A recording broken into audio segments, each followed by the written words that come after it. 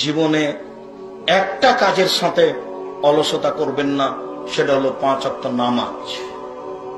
অন্তত ফরজ।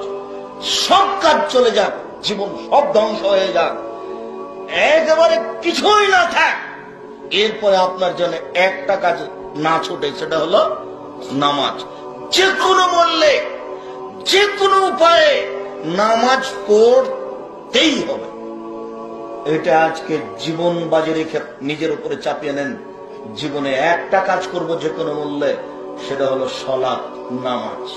আরেকটা কাজ করার জন্য অনুরোধ জানাচ্ছি, 24 ঘন্টা একটু কোরআন মাজিদ পড়িয়েন। বেশি না পারলে 1 লাইন, বেশি না পারলে সূরা ইখলাস 3 বার। শেষ কথা থাকলো একটু হালাল রুজি উপার্জনের। শেষ কথা থাকলো, আপনি স্বামী হলে বউয়ের উপরে কঠোর হন। মহিলা মানুষ দুর্বল।